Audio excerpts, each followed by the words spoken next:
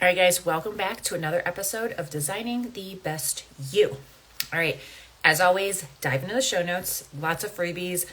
I've got my survival guide, which I'll be talking a little bit about more. Again, in there, please download. It's something you don't want to miss out on. I'm going to be pulling it down here very soon, so you're going to want to get in on it. It's going to help you out so much in your career, in your life, your health, all those things. But we've talked about this so much, yet I don't think it's talked about enough. So I'm going to keep talking about it. And I've been seeing it all over LinkedIn. I've been seeing it's just in the health world, in the career world. And so I want to keep bringing it up, that the subject of burnout, right? I've noticed so much of it, guys. And it's been a lot of it post-COVID. And then we've got, the year 2024 here in the election year and all that type of stuff. Some people have been saying they're really tired. They're exhausted. They're drained. They're just not feeling like themselves. They're anxious. They're just blah and depressed. They have brain fog. They can't lose weight in the same way that they used to, even though, they're doing all the things. They're contracting more autoimmune diseases. They can't get into doctor's appointments. They're just, no matter what they do, they're just living a really subpar life. And we're going to have seasons like that, of course. We are going to. That's kind of part of our growth. But, maybe perhaps you've been acquainted with with grief. And maybe you feel like you have a life that never seems to work out. Been there? I have. And, maybe you've lost a job. You've lost a loved one. Maybe you're even grieving a loved one who's still alive. Maybe you've set boundaries to protect yourself and it's just been so hard and you feel lonely, and that leads to the burnout. Maybe you've had some underlying root causes, some infections, things like that have just completely pulled you and drained you. I've heard a lot in our medical community about mold toxicity, people living in older homes and little drips and stuff like that in the walls, and the mold just when it gets in your system completely drains you. And it makes you feel like you're so exhausted and you're so much pain and you gain weight. Maybe that's any one of those. Maybe you've been living in survival mode for so long that just simply trying to get through each moment, you've actually forgotten how to be present in any moment. I mean, I don't know about you, even with my kids, we sit there and we do things, and I'm not on my phone, but I'm just not present. I noticed it even with my husband and with us at taco night last night. And I was like, he doesn't seem present. He noticed it with me on Sunday when we were at church. He's like, I don't know what's going on. Are you okay? Don't feel present. And, our goal, and this is going to be a little bit of a different episode where, the title is a new type of kindness that can help you heal. The goal is to, and I heard this phrase a couple years ago, is to try softer. Okay, but when we try softer with ourselves, and we always start with ourselves because the only people we can change is ourselves, right? With the help of God. When we try softer, it's not going to automatically erase the pain of any shame you've been through, anxiety, or any kind of trauma. And for anyone who's been through any of those, which is probably most of humankind, I'm sorry that you went through that. I am so sorry. And I'm going to cry because I am saying it to myself too. It's not going to make people love you differently. It's definitely not going to take away any wounds that are already inflicted. Okay? Those scars are there. They're not, you can't get rid of scars. Even if you do cosmetic, whatever, but physically, they're going to be there, okay? It's not going to give you a different childhood. It's not going to give you a different career that you've had in the past, okay? Although so many of us want a different childhood. I've said this to my counselor, I don't know how many times. I'm like, I want my mom, but I don't want my mom, right? So many of us have been through that. It's like, I want my career. I want a job, but I don't want my job. And I don't exactly know why. And that's why we do what we do here, is we uncover some of those root causes and we work through, before even helping get you a job, is the mental and the emotional and physical health aspects. Because you can't do a whole lot of, you could still do good in this world with having those way out of balance. but you're not doing all that you can and you're capable of doing and you are designed to do if those are all out of balance, okay? And so many people in this world have been, we all want to work and we all have to provide for our families, but if we're not mostly stable and we don't have a stable foundation, then it's going to be hard. And then we're going to pass that on to future generations as an example of what to do. And we want to be careful of that. And while it's not going to give you, this trying softer is not going to give you a different childhood. It's not going to give you a different career. It's not going to give you different family members, different kids, different whatever it is. It might just change how you go through pain in the future. And that's my intention for today. I want to give you a word of wisdom, well, words, but a couple phrases of wisdom here. So listen up. The way in which you move through any hardship, like the ones I've listed already, that matters greatly. How you move through it, okay? The way in which you move through it. It has been proven that literally it predicts how you move through any hardship. It predicts whether something becomes integrated into your experience, into your body, and loses its intensity, or builds power to the point that it actually might overwhelm you. And so many of you are overwhelmed, right? And we have to be careful of that when we're trying softer. Is it going to be integrated into our experience in a good way? Is it going to lose its intensity, right? Because it's integrated into our experience, it's a part of our life. Or is it going to build in power? It's going to take over our thoughts, those cyclical thoughts. It's going to take over our life, right? Because we're constantly having it in our bones, in our body, in our mind, in our emotions, to the point that it's going to overwhelm us and burn us out. That's not what we want. And a lot of us have been there. I'm for one, I am speaking to myself as always that it's not good. And I know so many of you are dealing with those physical and the mental and the emotional issues, pains on top of, issues that you have with your career. And throughout my experience and journey, as well as working with, and through this with clients, here's the deal, is learning to, what's the word I'm looking for? Learning to honor our pain. Okay, not elevate it to a worship, but honor our pain, which is listening to your heart, okay? Telling your little child, your inner child, that's a phrase that's been going around the last couple years, your inner child, right? That it's okay. It's okay to grieve. It's okay to be a little stressed. It's okay you lost your job. It happens. It stinks. Feel the feelings, right? Right? When we learn to honor the pain and we listen to our heart, mind, and soul, that allows us to respond more with kindness and move towards healing. Somebody will be like, I don't need healing. I just need a job. Yeah, you do need healing from your job. What just happened? Were you laid off? Were you fired? I have a client where she just came on board she got laid off. A week or two later, she had decided, I just need a job, and got a job, and then not even a couple weeks after that, laid off again. Like, you have to go through the grieving aspect of it. You have to honor your pain and be like, hey, you know what? There's no rule in life that says after X amount of days of getting laid off, I have to have a job. Yes, we have to provide, okay?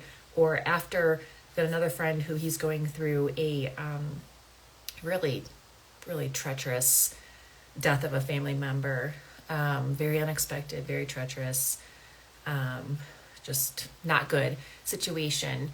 And he's going through the whole funeral aspect coming up here this weekend. And that's really tough.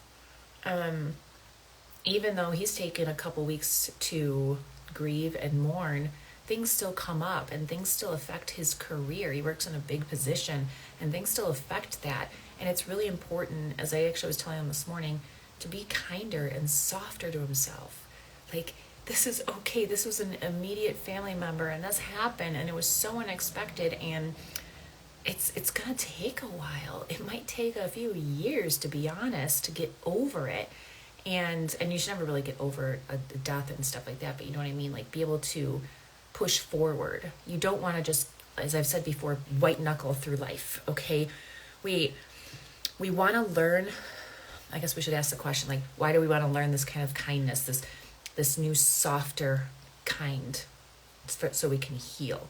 Because in our childhoods, okay, we have to look back. We perceived that it was selfish to pay attention to our own experiences. Okay, you're a kid and your parents were narcissists, and you had to be in tune to them all the time, right?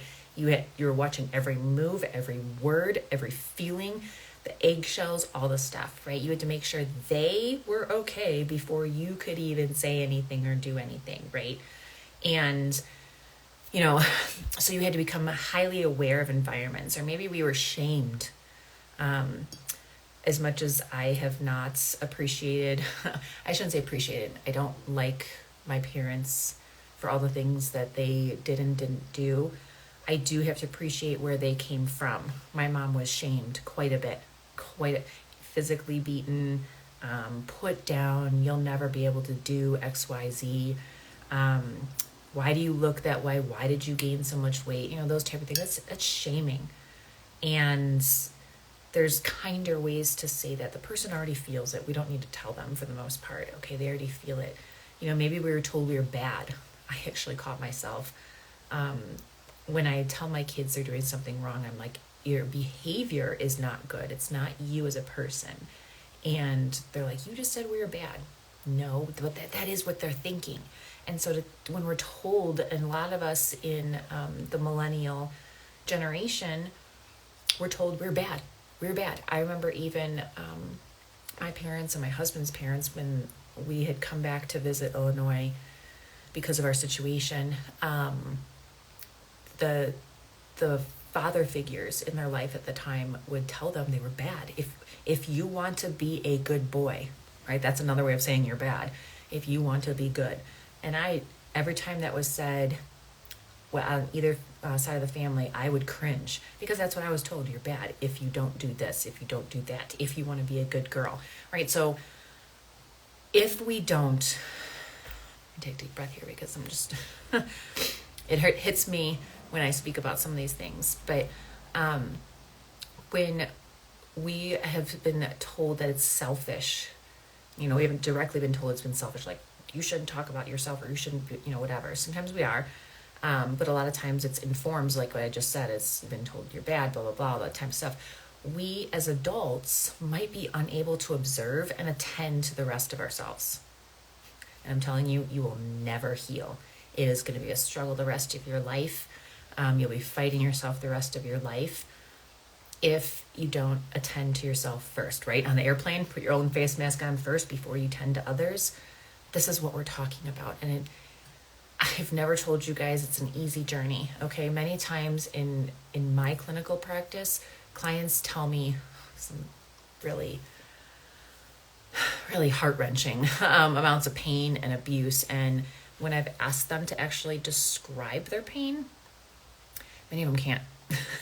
Or describe their emotions around it, like they can't, because they've had to stuff it, right? They can't articulate how they actually feel. I mean, and a lot of the trauma and abuse that I hear about first when talking to you guys is from your careers. The company said this, and my boss did this, and an employee did this to me. And then I'm like, well, how do you feel about that? I don't know, I'm pissed. Okay, what else? And that's about all you guys can say, or I'm just so burned out, or it's so toxic, and everyone starts to blame, right? And there's other times where clients are so inundated with physical pain, okay, that they'll literally do anything to get through the day and provide for their families. They don't care that their stomach is just wrenching in pain. They haven't pooped in days. Maybe they're constantly dealing with diarrhea. They know maybe they even know. I had a client recently. He knew he had Crohn's. Was like, nope, sorry, I don't have time to go to the doctor. I don't have time to deal with that. My wife does cook these meals. I'm not going to make her cook something separate just for me, blah, blah, blah. Like they push through that pain. And it's gut wrenching to me. But I know that feeling. You're just like, I'm going to push through because my family needs me. And what they do is, what they need, your family needs, is you healthy, okay? Healthy, and your own healthy. And then you've got others that I've had who have extreme, what I like to call, with my children, big feelings, where they're completely dysregulated, okay? Which is another way of saying they're at the end of the rope. Like every little tiny thing, like they're outside of what we call the window of tolerance. They're so, like any little tiny, like their window of tolerance is like just an inch big. And one little thing at work or on the drive home or whatever it is, a text sets them off and blows. And I have a little secret. I haven't really talked about this a whole lot, and I'm going to talk about it more. I've been learning about over the last couple of years, window of tolerance, and mine was so little before. And I know when things trigger me, my window of tolerance shrinks. And we're going to be talking more about how you can expand, open up your window of tolerance so you can take more of the stressors in, but only after you are taking care of yourself. Okay. But anyways, so, when those people, they're already just on the edge or the outside their window of tolerance, and they blow. Is it their fault that they blow? Yeah.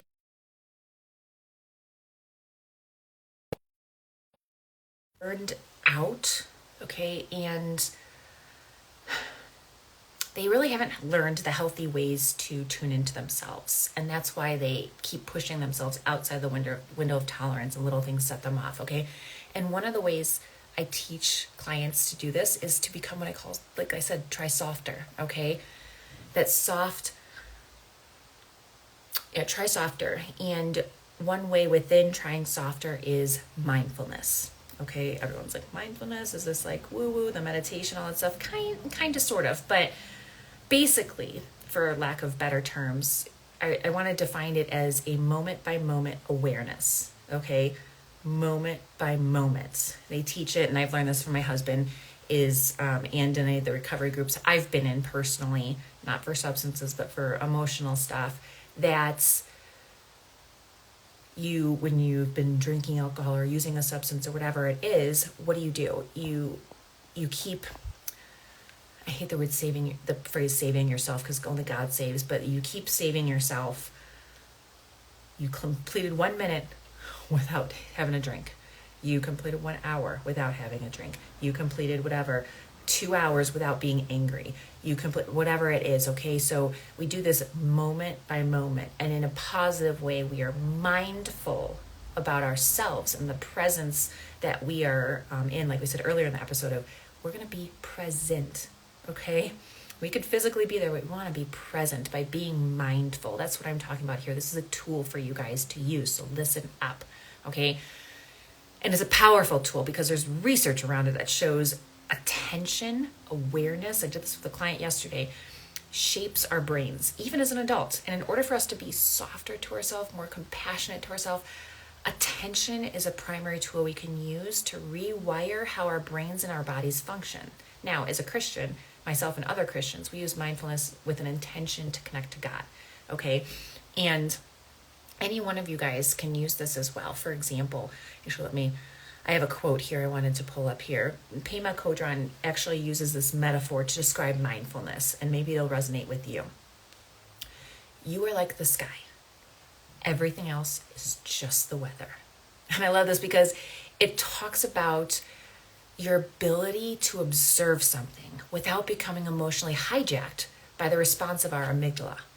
Okay, it allows us to learn, even if slowly, right, we're paying attention. Back up here.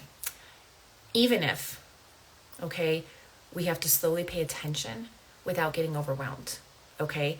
And I know so many of you are overachievers. So you're like, what's the next thing? What's the next thing? What's the next thing? What's the next thing? Okay, I did my 1 minute of mindfulness, Vanessa. No. Okay, so you're going to love to know that through research, we've come to understand that when a part of the brain okay, is utilized and strengthened, the gray matter in that part of the brain actually increases.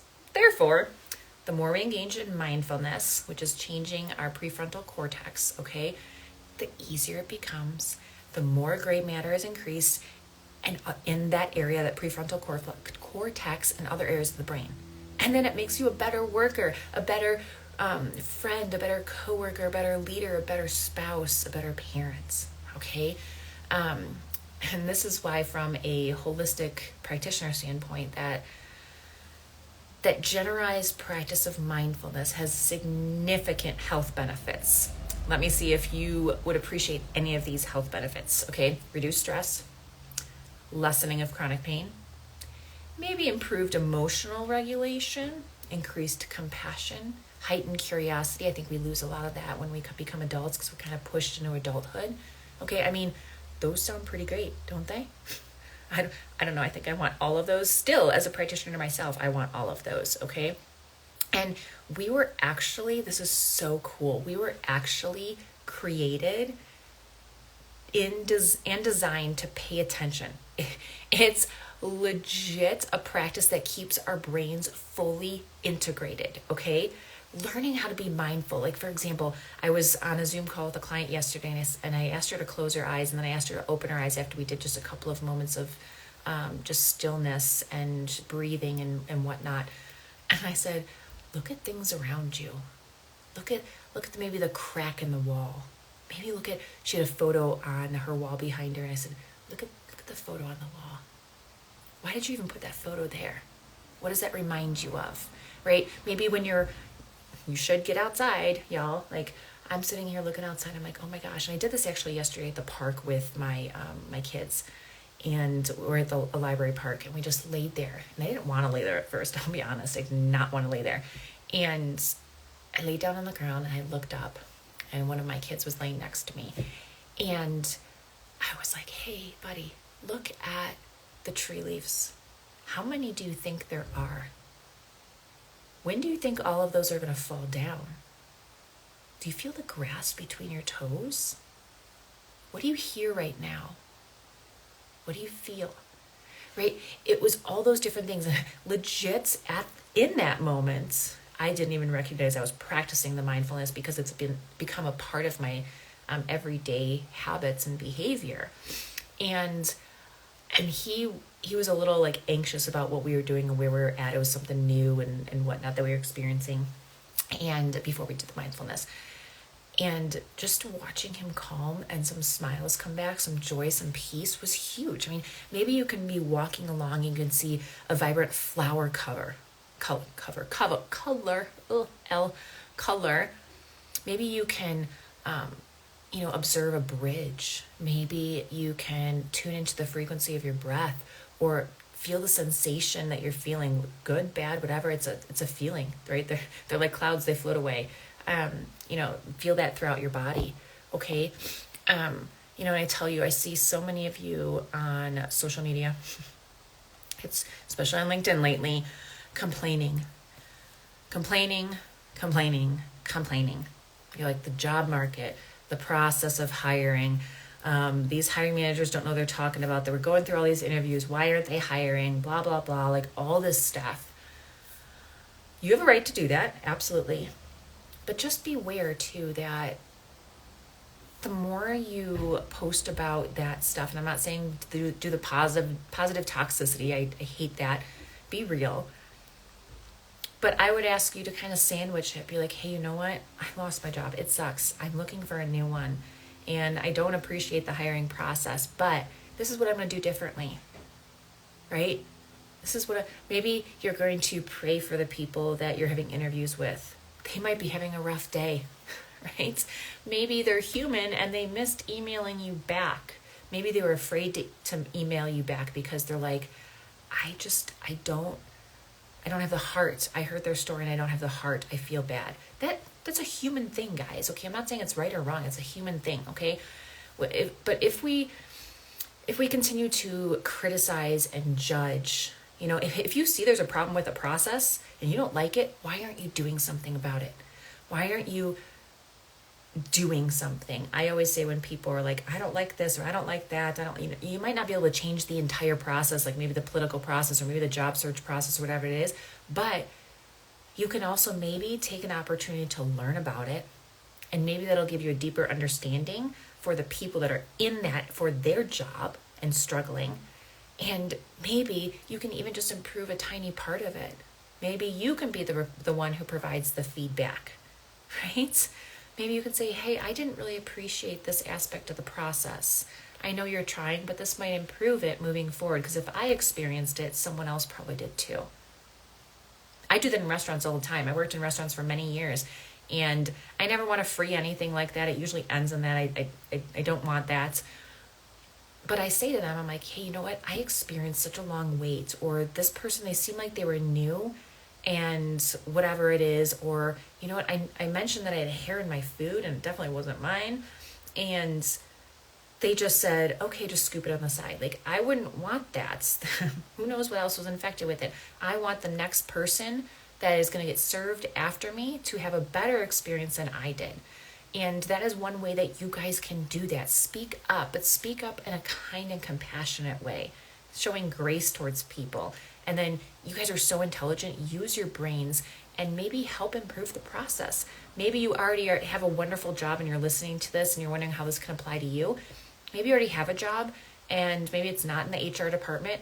Why not sit down with them and say, hey, you know what? Like, I want to learn more about your job. I see so many people complaining about the job search process and hiring and HR. I want to learn more about it. Maybe I might have some tips or tricks or whatever it is, or maybe you have some tips or tricks for me when I'm hiring people or I'm onboarding a new employee or something like that. Let's learn from each other, okay? Let's do that. It can be really, really difficult to build compassion towards ourselves, right? First. We're more critical of ourselves than we are others, if we really think about it. If we start criticizing and judging others, it means we are really not paying attention to ourselves, okay? I'm telling you that right now. But if we continue to be highly critical of everything around us, we're really going to have a hard time building compassion towards ourselves, okay? It's important to understand your own personal window of tolerance and how much you're living in that survival mode, okay? Just getting through the day, just doing whatever's on my to-do list and that's it. That's not how you're designed. You know, go back to the old days. Like, they didn't have a time checklist of all the stuff that they thought they had to do or someone else wanted them to do for them, okay? You have to eat at some point throughout the day, right? Nowadays, we have to make sure we pay bills and stuff like that, but does anything else really matter? Spending time with our family and friends, those are the things that really matter. Not criticizing people, not discarding them because you didn't like what they said or did or something like that, unless it's been really toxic and really and just really bad, like we talked about with some of our families and stuff like that. But I want you to work up the skill, because it is a skill, not probably what you could put on your resume, but one you can talk about. Work up the skill to bring in pleasant thoughts and emotions, okay?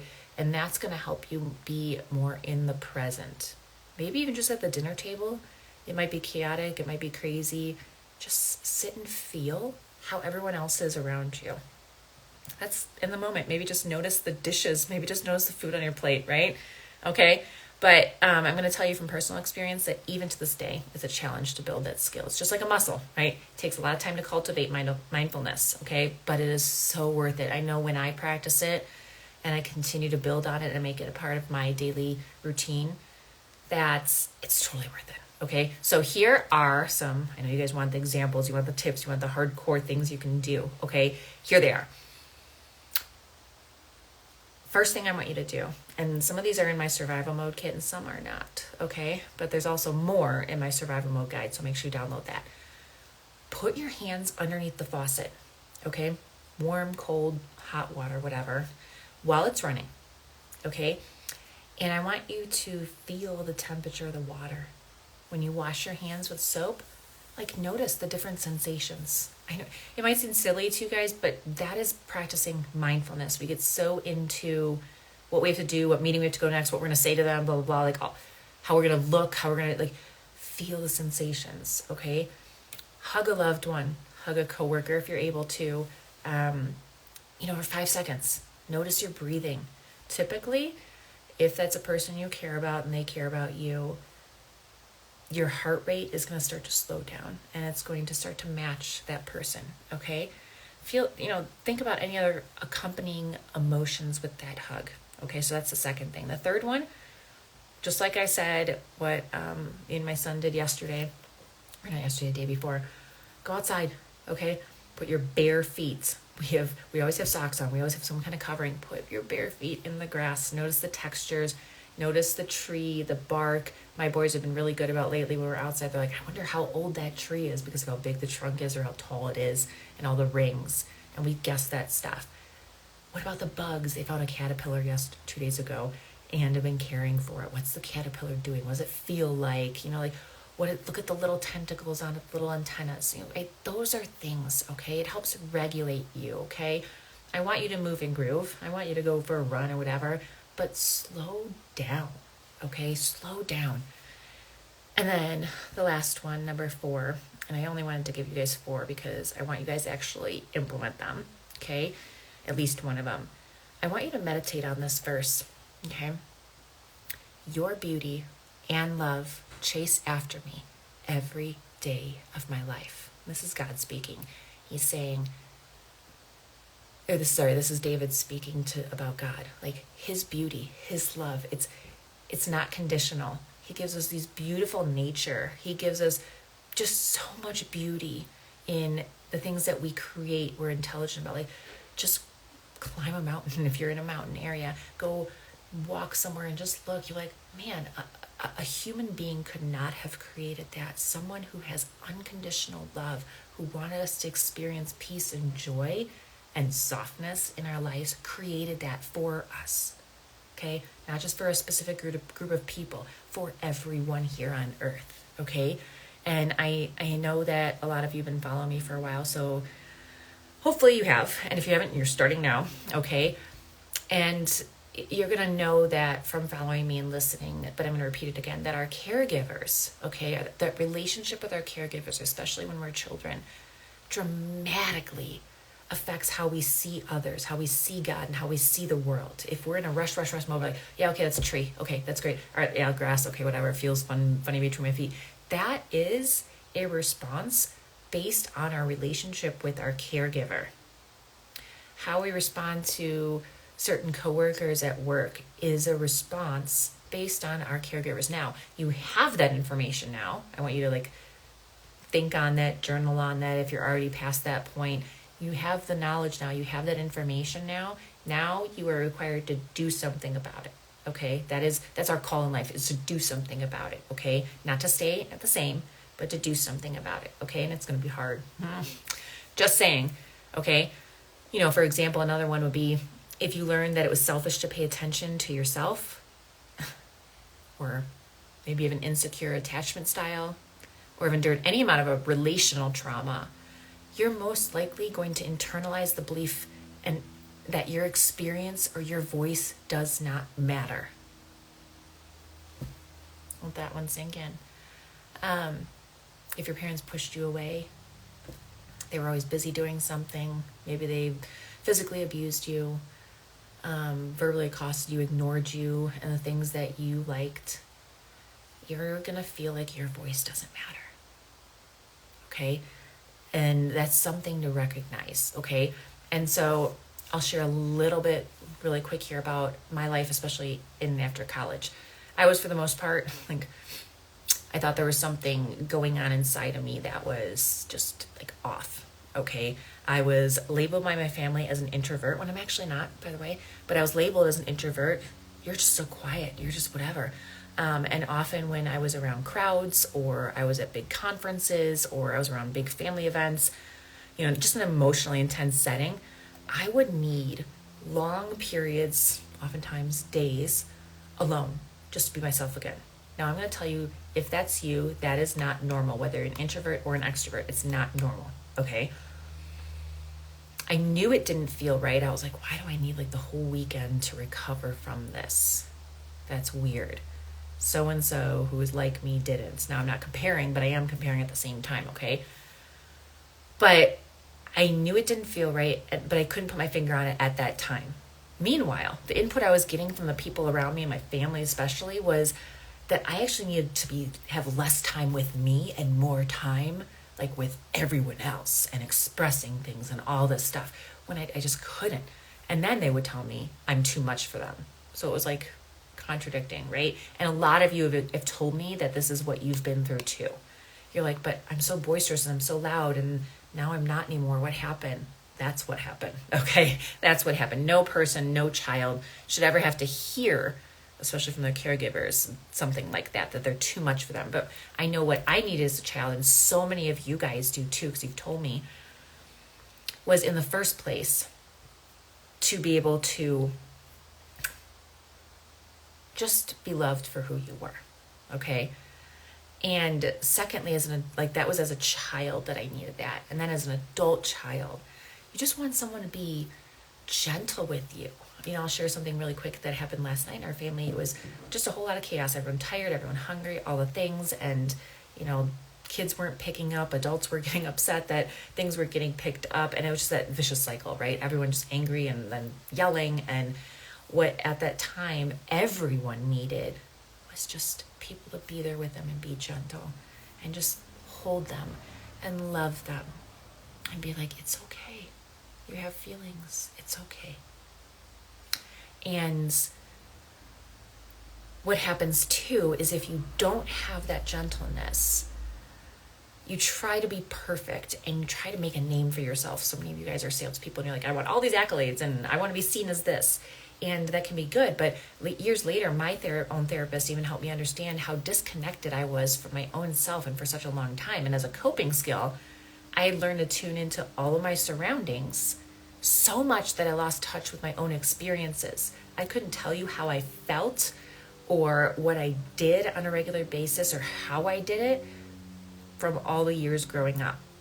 No idea. Little glimpses come here and there, but I can never remember an event in 75 to 100% truth there. I couldn't.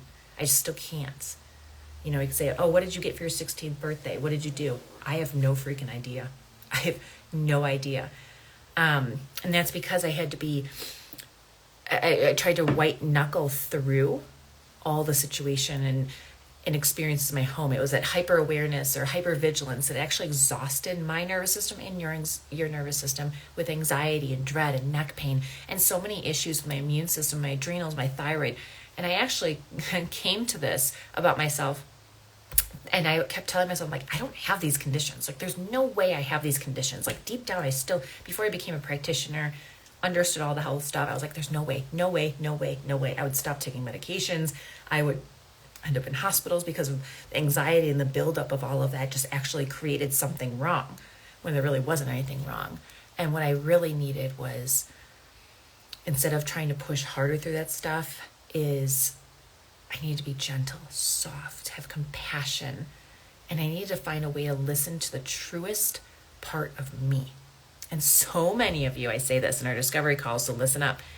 It might sound like a good and noble thing to be caring for others and pushing through and just, I gotta take care of my kids, I gotta take care of my husband, I gotta take care of the people at work, and it sounds good and noble, but guess what? It's not, okay? We're not paying attention to ourselves, and we're extremely susceptible to emotional burnout, exhaustion, emotional dysregulation, chronic pain, all the things I talk about, guys, because our brains are shaped around what we notice. And it's so important that we become better and more effective about listening and responding to what our own minds and bodies are telling us, not what anyone else is, okay? But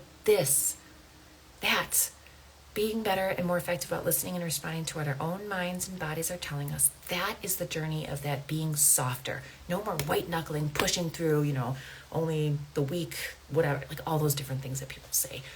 So it's time to get started with being attuned to yourself so you can advance in your career and life. That's what we want. That's the goal here, right? And so I really do hope that some of these strategies and tips are that resonated with you. And, many of you are going to have to come up with your own list of things to do to get grounded or be outside or mindfulness and things like that. And most likely you are going to have to work with a practitioner who is dedicated to your success. And the cool thing is I've got this really like awesome background here, and I've worked through it, and I'm further along than where you guys are. So that's the great thing too.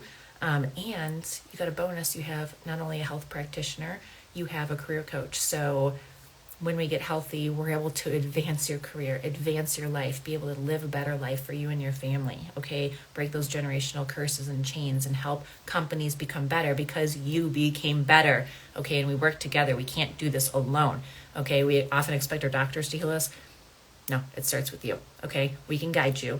We can tell you things to do, advise them things to do, but we can't do it for you, okay? And this is what I do, all right?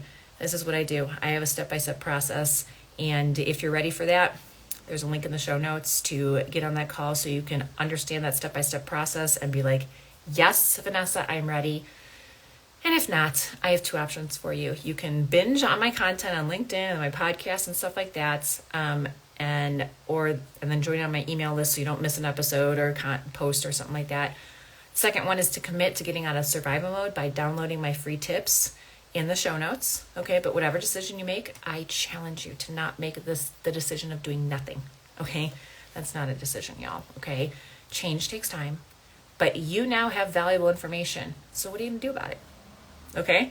What are you gonna do about it? All right, you're gonna slip up on your healing journey. You may feel like you're still stuck, but I do promise that if you work with me through the process, you will take steps forward, okay?